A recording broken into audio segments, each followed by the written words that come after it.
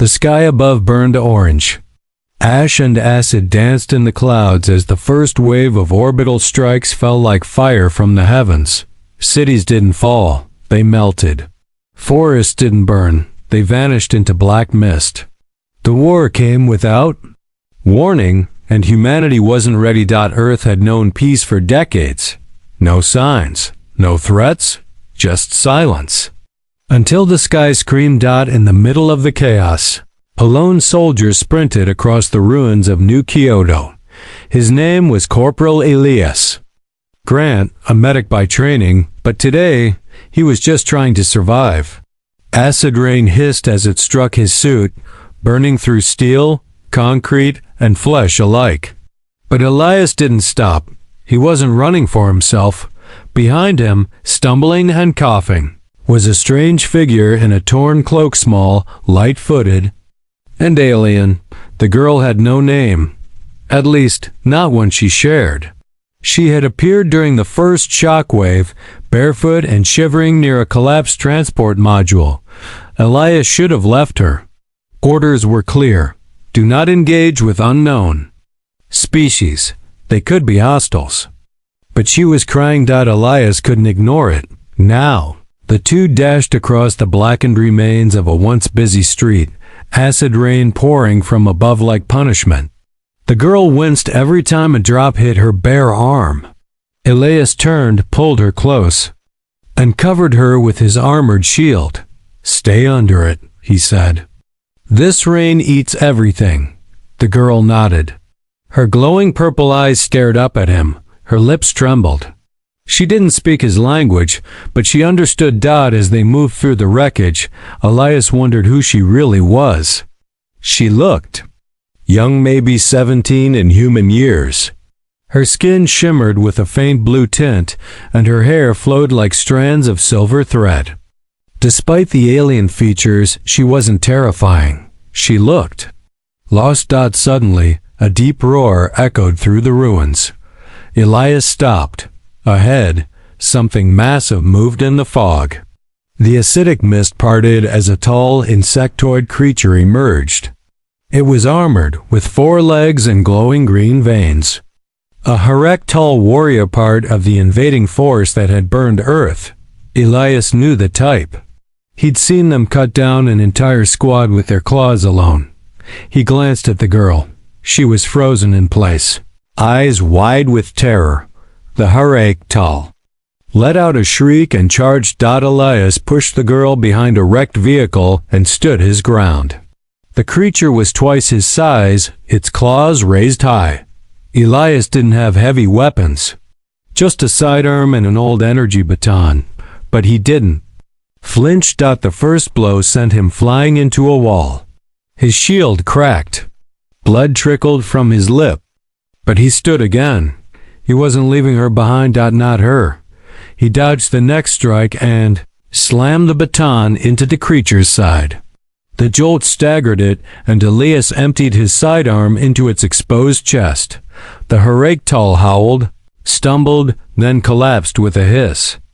Acid blood pooled on the street. Elias dropped to one knee, breathing hard. Behind him, the alien girl stepped forward, looking at him like he was something impossible. She whispered something in her native tongue. A single word over and over again. Zaira. Saira. He had no idea what it meant. As the storm thickened, Elias found a small underground parking shelter. He carried her inside and sealed the door, blocking out the acidic rain. They had barely made it. She collapsed into a corner, clutching her side. A piece of debris had cut her during the fight. Elias knelt and treated her wound, wrapping it with the last of his sterile cloth. Her breathing slowed. For the first time, she smiled, and then she did something unexpected. She pulled a glowing medallion from her cloak and placed it in his hand. It shimmered with strange symbols, alien but elegant. Elias stared at it. "What's this?" he asked softly. The girl looked into his eyes and said, slowly, in broken English, "My father will find me." Elias blinked. "Your father?" She nodded, her voice clearer now, trembling but strong. daughter of High Sovereign Elzura. You helped enemy royalty. Elias stared at her. The war. The invasion. She wasn't just any alien. She was the daughter of the one who declared war on Earth. Asterisk. The shelter walls were thin, metal rusted from old storms and newer ones. The acidic rain outside hissed as it struck the ceiling like boiling oil.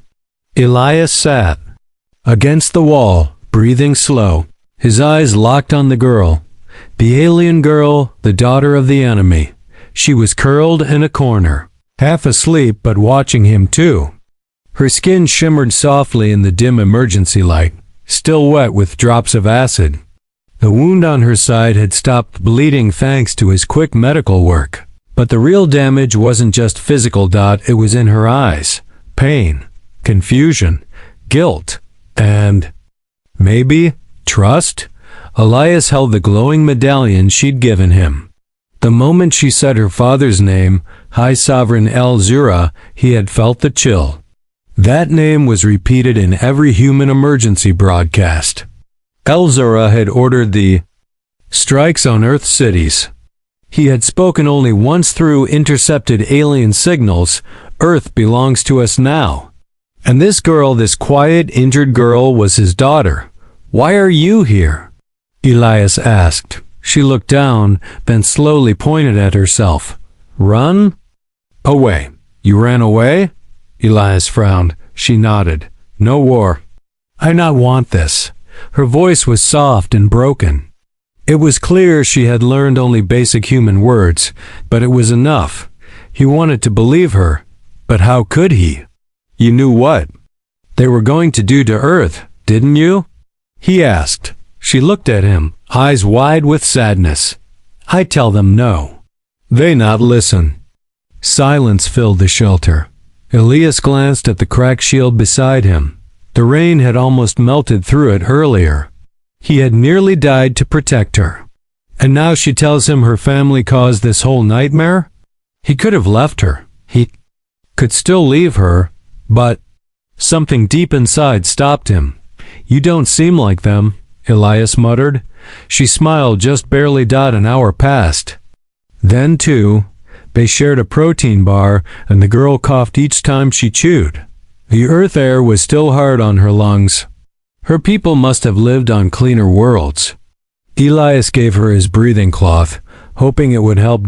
Suddenly, a sound, clanking. Heavy footsteps. Metal scraping against metal. Elias froze. He pressed a finger to his lips, warning her to stay silent. Then he crawled to the broken vent above the shelter door and peeked through a crack. Outside, 3 Harektal hunters were scanning the area. Each one was armored in bone plates, with plasma staffs in hand. Their legs clicked against the concrete as they sniffed the air, searching for her. Elias knew he couldn't fight 3. He barely took down 1 earlier.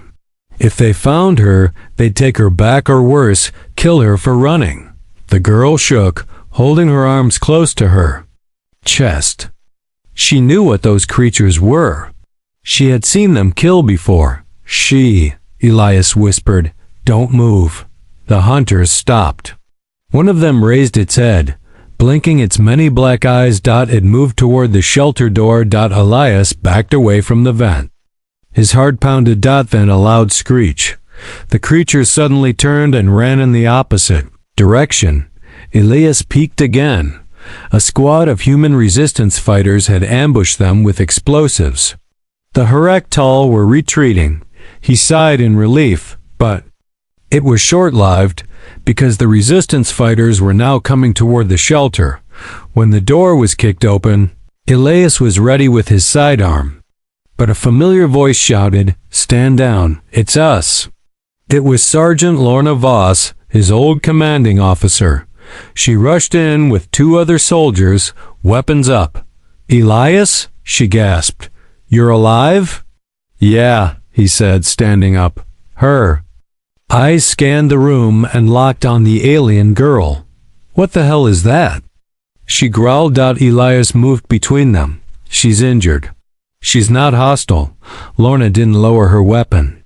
That's an enemy species. You know the rules. She saved no one, he said quickly. I saved her. She's one of them, Lorna snapped. She ran from them, Elias replied. She didn't attack. She didn't call for help. She just wants to live. Lorna looked ready to argue. Then the alien girl stepped forward, trembling, and raised her hands in surrender. I no fight, she said. Please. The other soldiers hesitated. Elias looked at Lorna. She's not a prisoner. She's a witness. Maybe even a way to stop this war. Lorna stared for a long moment. Then she sighed. You better be right, she said. Because if you're wrong, Elias, we'll all pay the price. That night, as the group rested in silence, Elias noticed the alien girl gently touching the corner of his cracked shield. She traced a finger over the acid marks. You heard for me, she whispered. Elias didn't answer. She looked at him, more serious this time. My name is Thalixa, she said softly. He blinked. So she did have a name. And as the rain poured above them, Elias realized something strange was happening. He was beginning to care. The underground tunnel was quiet, but not peaceful. Every few minutes, distant rumbling echoed above, ships flying low, bombs falling on cities, buildings collapsing. Elias, Thalixa, Sergeant Lorna, and two other soldiers walked carefully, weapons ready. Their destination, a hidden resistance base 2 miles beneath Old Kyoto Station. Thalixa stayed close to Elias. Her breathing was still weak, but she moved with quiet determination. The others kept glancing at her, unsure whether to treat her as a guest, a prisoner, or a threat. She shouldn't be here, muttered one soldier, Jenkins. She's one of them. She's a runaway, Elias said. She didn't call for help when the others came. She stayed. That's not proof she's on our side. Maybe not, Elias replied. But it's proof she's not like them. Lorna walked at the front, silent, listening. Her face was tense. She'd seen too many betrayals, too many fake surrenders. But even she couldn't ignore the way Thalixa looked at Elias with trust. When they reached the resistance hideout, guards pointed rifles at them until Lorna gave the passcode. The heavy steel doors opened, revealing a long hallway lit with flickering yellow lights. Inside were engineers, medics, and fighters, human. Survivors clinging to what little they had left. As they entered, voices filled the air. What is that? Is that an alien? She's not bound. Why isn't she bound? Lorna barked at them to step back. She's with us for now. She's under my command. The room quieted, but eyes stayed locked on Thalixa. She shrank back, pulling her hood tighter. Elias leaned in. It's okay. Just stay close. In the command center, Resistance leader Major Lynn Carter stared at Thalixa like she was a bomb about to explode. You brought the Sovereign's daughter into my base? He growled. Do you realize what kind of risk that is? She didn't ask to be here, Elias said. I found her injured during the first wave. She ran away from them. She could be a spy, Carter snapped. She's not, Elias said firmly. Thalixa stepped forward. I know spy, she said softly. I hate war. I tried to stop father. He not listen. Carter stared. So you admit it. You are Elzara's daughter. She hesitated, then nodded. I run. I see what he do to humans. He lied to us. Say humans bad. But I see you save me. Carter turned to Elias. What exactly do you think we should do with her? She knows how they think. Maybe where their next strike is. Their strategy. She could help. You want me to trust her? Elias didn't flinch. She trusted me first, in the middle of a war zone. Carter folded his arms. One mistake. One wrong word and this base goes dark. You understand me? Elias nodded. I'll take full responsibility. Thalixa looked at Elias with a new expression. Not just gratitude, but loyalty. Hours later, Elias sat in the dim hallway outside the medical bay. Thalixa was inside, getting her wound checked by human doctors. They weren't gentle, but they weren't cruel either. Just careful. Lorna sat beside Elias, arms crossed. You've changed, she said. How so? You used to follow orders like a machine. Now you're defending a royal alien girl like she's your sister. She's not my sister, Elias said.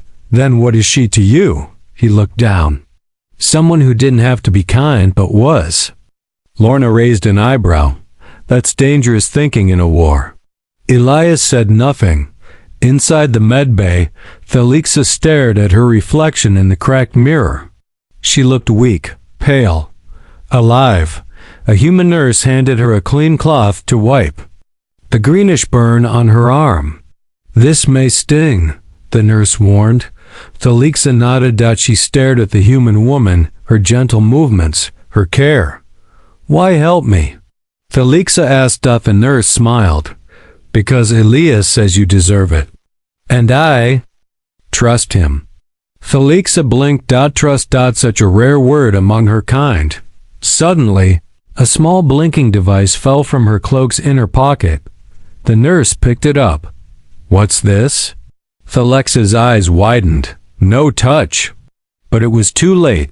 The nurse had already seen the blinking red light. A tracking beacon. Alarms blared seconds later. Carter stormed in. What is this? You brought a tracker into our base? Elias burst into the room. What happened? Carter held up the blinking device. She led them to us. No, Thalixa shouted. I not know. Not mine, hidden in cloak. I not know. She looked terrified. Elias grabbed the device and crushed it under his boot. It's off now. We have to move. Too late, Lorna said grimly. They know our location. Outside, sensors lit up with enemy signals. Hundreds of them. Thalixa trembled. I swear, I not spy. Elias touched her shoulder. I believe you. But now the resistance base was in danger, and Elias had a choice to make. Run. Or fight for both sides. Asterisk. The resistance base was shaking.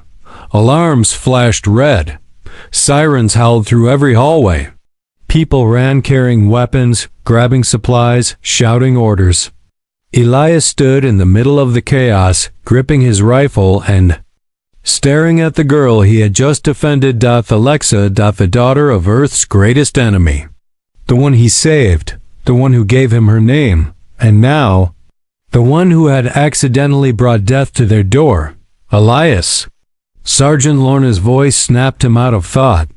They're coming from the west tunnel. At least 30 Haraktal units, and we only have minutes. Where's Carter? Trying to decide if we hold the base or blow it to hell and run. Thalixa stood quietly, surrounded by armed guards, her eyes wide with guilt and fear. She had tried to explain it wasn't her fault, that she didn't know the tracker was hidden in her cloak. But now wasn't the time for arguments. Now was the time to survive. In the command room, Carter slammed a fist on the table. We can't win a direct fight. We need to evacuate now. Elias stepped in. We'll never get out in time. There's another way.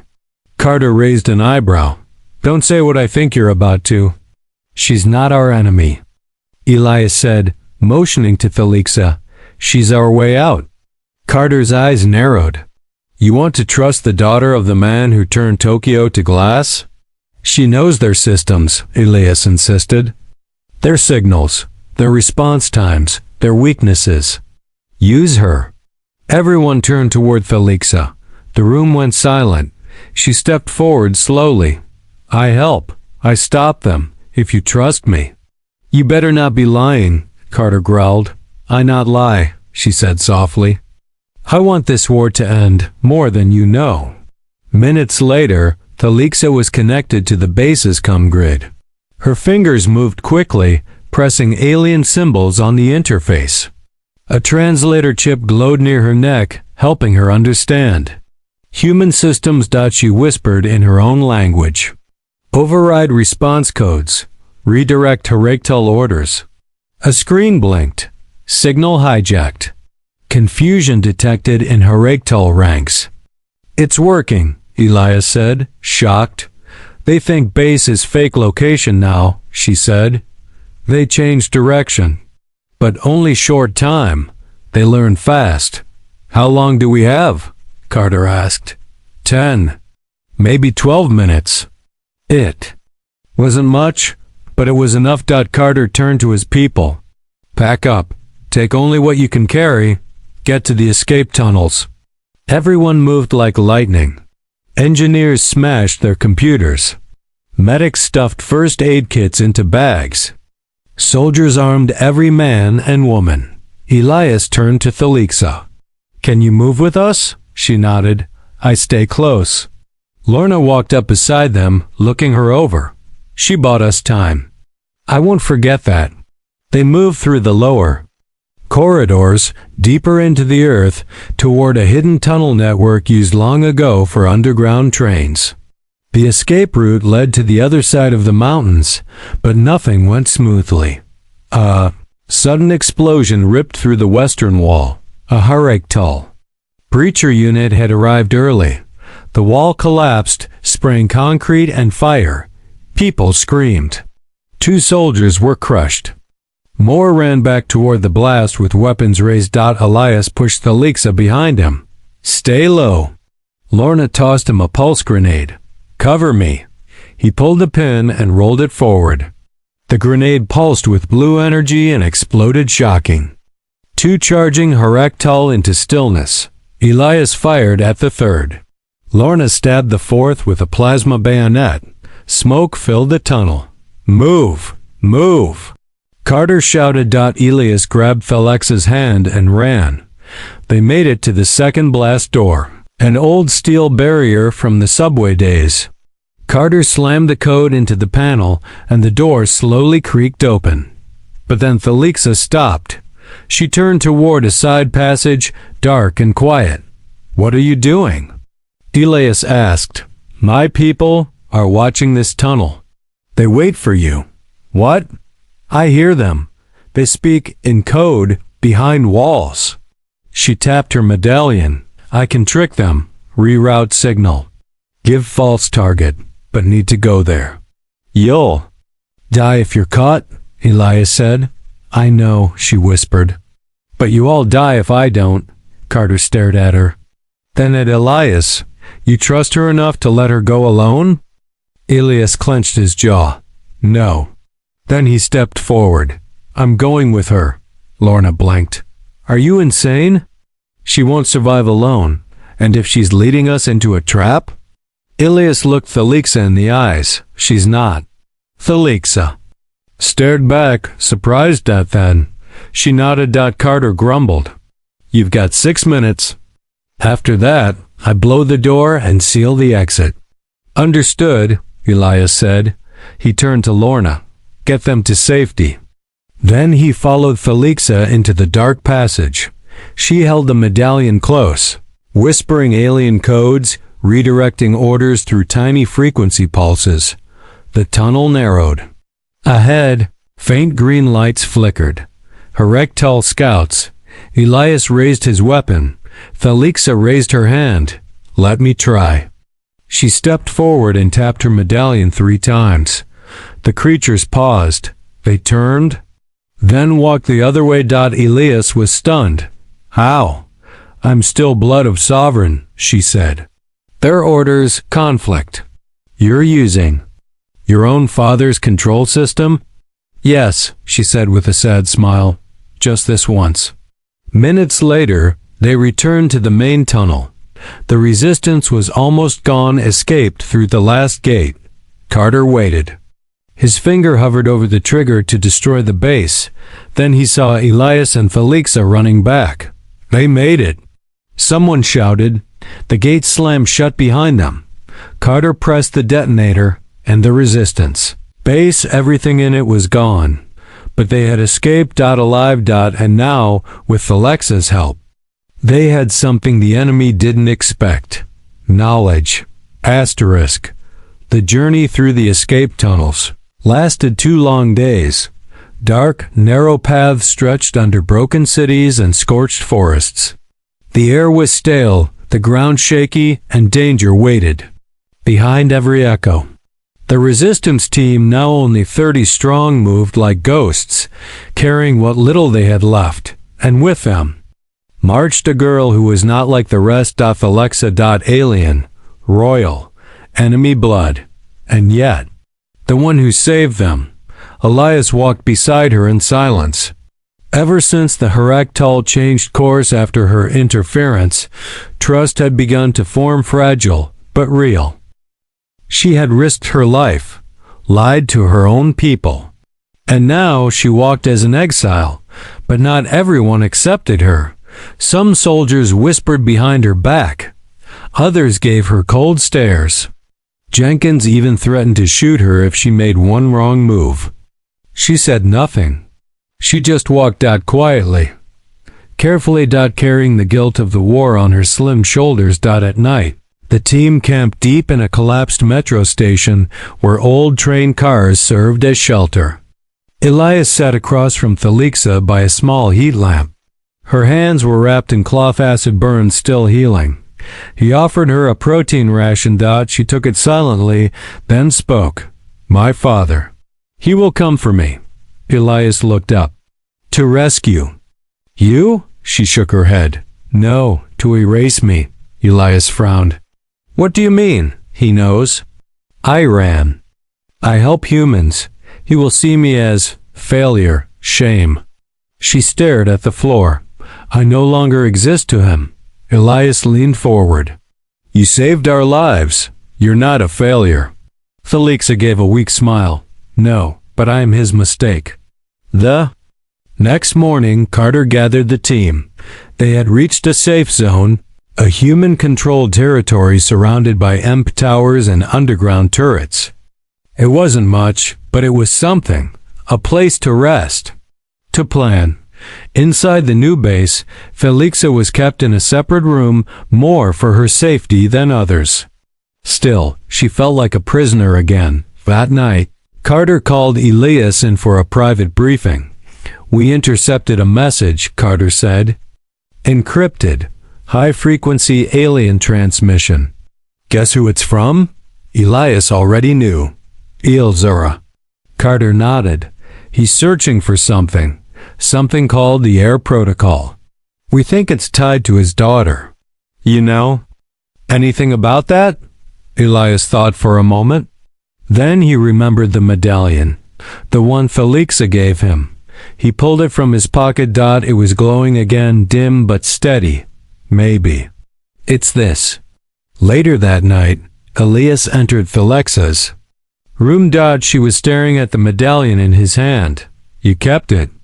Is this the Air Protocol?" he asked. She hesitated, then nodded. "It is not just a tracker.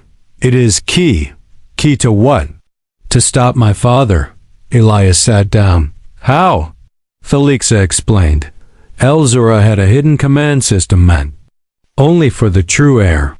It allowed control over specific fleets, override codes for warships, and access to royal AI. It was meant to be used by his successor. Thalixa had stolen it when she fled. "I thought maybe I use it to run," she said. "But now I give it to you." Elias blinked. "Me? You saved me," she whispered. "Now I help save Earth." Carter didn't trust it. "You're saying this little device can control parts of their fleet?" he asked. "That's what she says," Elias replied. "And we believe her now?" "She hasn't lied yet. She brought a war with her. She also gave us a way to fight back." Carter paced the room, thinking. Finally, he turned to Thalixa. "If you're serious, you'll help us use this thing. We've got a communications station buried in Sector 4. If we can hook it in, maybe we send a false fleet order." Thalixa nodded. "I will help." Carter narrowed his eyes. "And if this is a trick?" If you're stalling? It's not, Elias cut in. She knows. There's no going back now. The mission was simple, but deadly. A small team had to escort Thalixa to the old comms tower. Deep behind enemy patrol zones, the medallion had to be connected directly to a satellite uplink. If successful, they could scramble half the Heraktal fleet for days or longer. If it failed, they'd all die. Lorna, Jenkins, and 2 others geared up for the trip. Elias loaded his rifle. You don't have to come, Carter told him. I do, Elias replied. Carter looked at Thalixa. You better be everything he thinks you are. She didn't answer. She just looked at Elias and nodded. Hours later, the team moved under moonlight.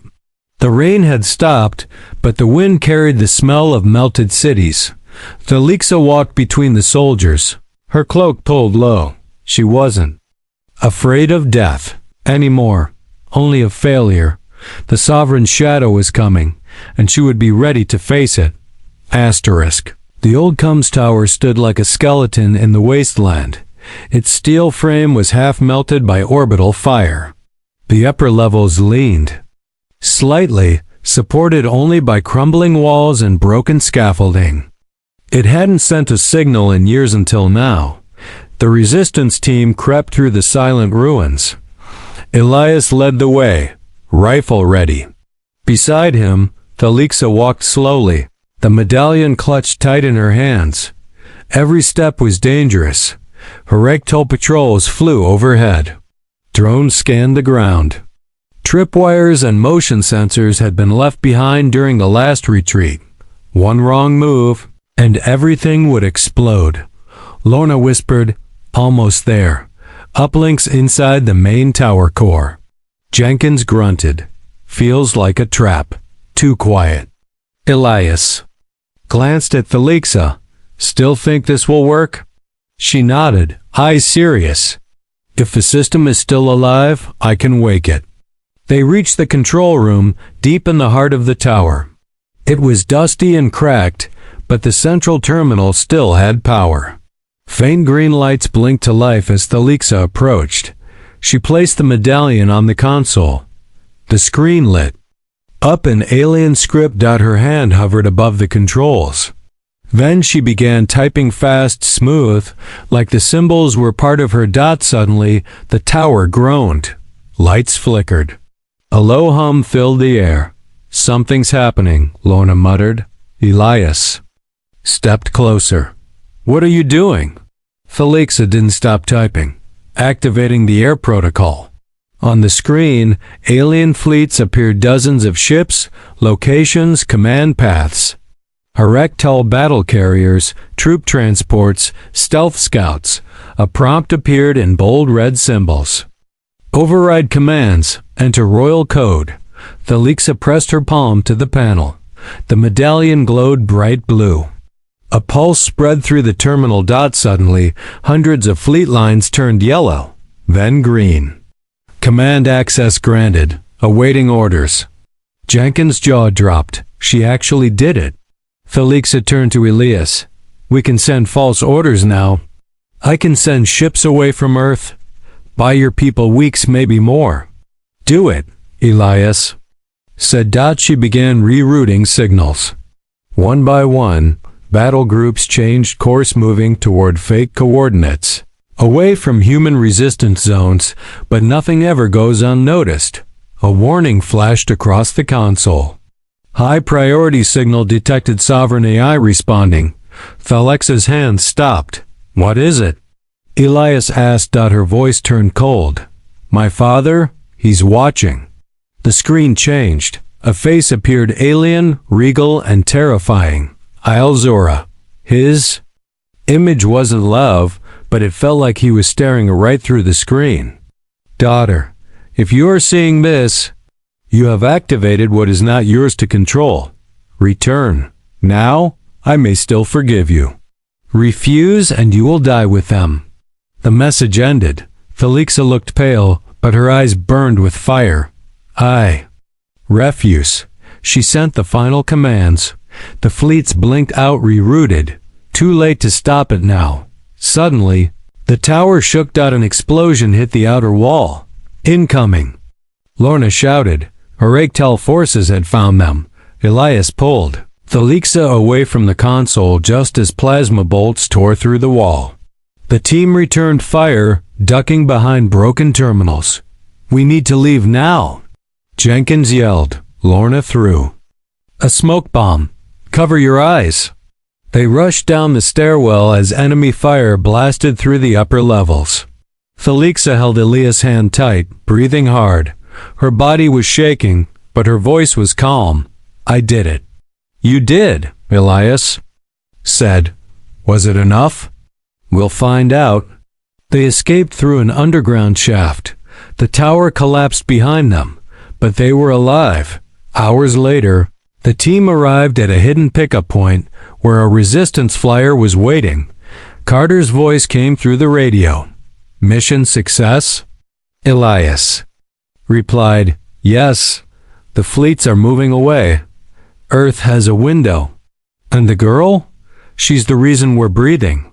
Back at the base, people cheered when they heard the news. Entire cities were safe again. Transports flew supplies. Medical ships reached camps. For the first time in weeks, hope returned, and at the center of it all stood a girl who should have been the enemy, but chose something else. She chose humanity. That night, Thalixa sat under a broken sky dome, staring at the stars.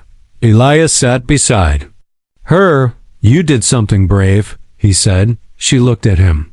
"I did something right," he smiled. "Same thing." She hesitated, then leaned her head gently on his shoulder. For a moment, they both just sat there. No war. No orders. No blood. Just peace. But deep in space, far from Earth. Something else had awakened. Alzura had lost his fleets, but he hadn't lost his pride. And now, he was coming himself. They felt it before they saw it. A ripple in the air. A silent pressure, like gravity itself, had shifted. The stars above blinked, and then a massive shadow blotted out the sky. The Sovereign had arrived. High Sovereign Alzura's personal dreadnought, the Judgment Flame, entered Earth's orbit with no escort. It didn't need one.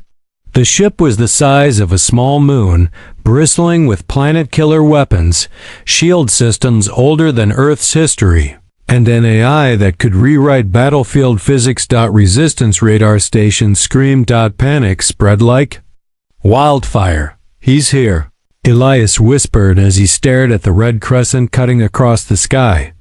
Beside him, Thalixa stood motionless. Her eyes didn't blink. Her breathing was slow. She had expected this, but not so soon. In the Resistance command chamber, Carter slammed his fist on the table. "We bought time, but now he's come to take it back." "He's not just here for Earth," Lorna said. "He's here for her." All eyes turned to Thalixa. She nodded. "I am not his daughter anymore," she said softly. "But he still wants to end me." Elias stepped forward. "Then we end this before he gets the chance," Carter scoffed.